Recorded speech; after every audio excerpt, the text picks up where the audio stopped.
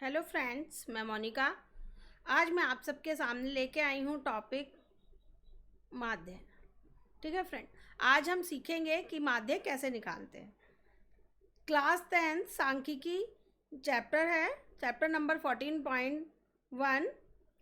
इसमें माध्य निकालने के लिए आपको बोला गया है। तो सबसे पहले हम देखेंगे कि माध्य निकालने की कितनी विधियाँ हैं। जब हमें सतत श्रृंखला दी होती है, सतत श्रृंखला, अगर हमें सतत श्रृंखला दी है तो उसके लिए माध्य निकालने के लिए 3 मेथड हमारे पास है, 3 विधियां हैं। सबसे पहली प्रत्यक्ष विधि, दूसरी विधि है कल्पित विधि, और तीसरी विधि का नाम है पग विचलन विधि। ठीक है फ्रेंड, 3 विधियां हैं हमारे पास माध्य निकालने के लिए। तो हम आज सबसे पहले प्रत्यक्ष विधि से माध्य निकालना सीखेंगे।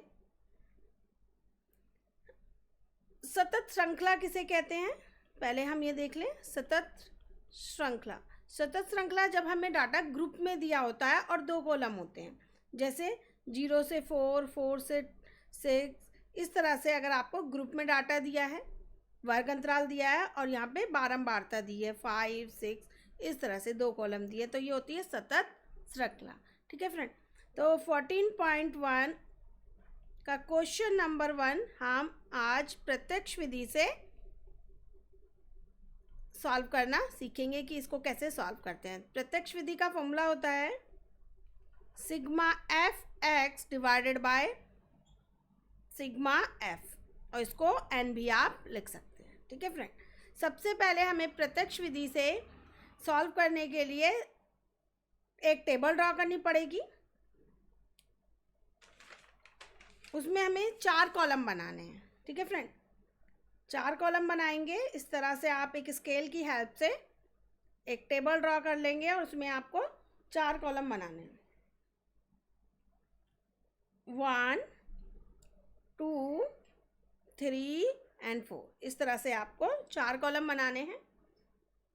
फर्स्ट कॉलम में हम पौधों की संख्या आप लिखेंगे, जैसे कि क्वेश्चन में दिया है पौधों की संख्या जो वर्ग अंतराल है, जैसे 0 से 2, 2 से 4, 4 to 6, 6 से 8, 8 से 10,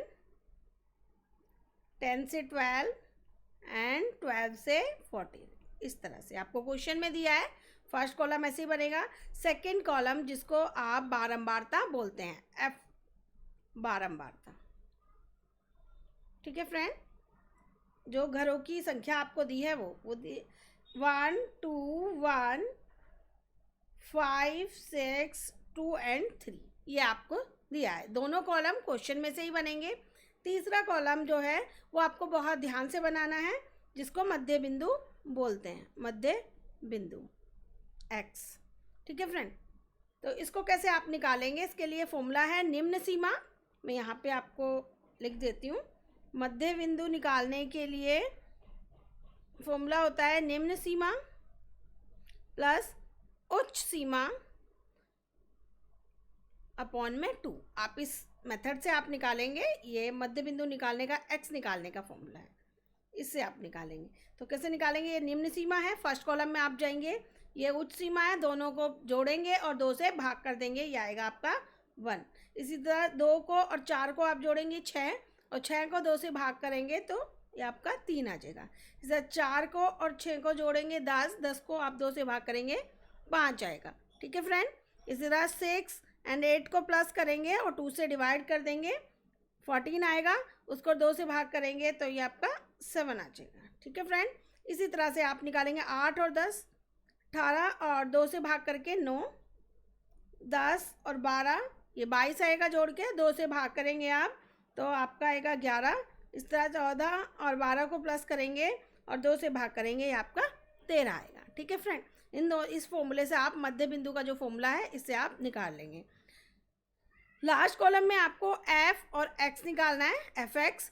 तो एफ वाला second column, x means third column, दोनों की मल्टीप्लाई करेंगे, दोनों को गुणा करेंगे और यहाँ लिख देंगे। 1 की 1 से मल्टीप्लाई करेंगे 1, 2 3 जा 6, 5 1 जा 5, इस तरह से आप मल्टीप्लाई करके यहाँ पे लिख देंगे।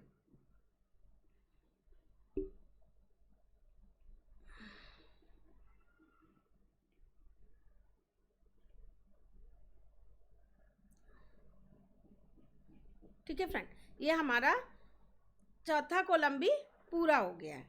अब हम क्या करेंगे, अपने फॉर्मूले को ध्यान से देखेंगे, हमें किस किस चीज़ की ज़रूरत है। सिग्मा का मतलब होता है जोड़, एफ एक्स, जो एफ एक्स वाला चौथा कॉलम है आप इसको जोड़ेंगे, और सिग्मा एफ मतलब जो दूसरा कॉलम है आप उसको भी जोड़ेंगे, दोनों को जोड़ेंगे। तो हम इसको प्लस करेंगे, सिग्मा एफ, आप एन भी इसको बोल सकते हैं, ये आपका आएगा 20, और इसको आप जब जोड़ेंगे तो 162, ये आपका आ जाएगा। ठीक है फ्रेंड, अब लास्ट आपका स्टेप है कि फॉर्मूला लगाना है आपको। प्रत्यक्ष विधि से हम कर रहे हैं इस क्वेश्चन को सॉल्व।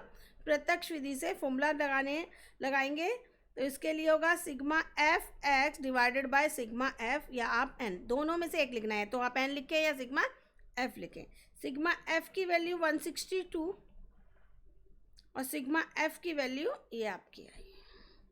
इन दोनों को भाग करेंगे 8.1, ये आपका आंसर आ गया है प्रत्यक्ष विधि से। नेक्स्ट वीडियो में हम सॉल्व करना सीखेंगे कल्पित विधि से माध्य कैसे निकलता है। कल्पित विधि से कौन कौन से फॉर्मूले हैं, क्या मेथड है, वो सीखेंगे।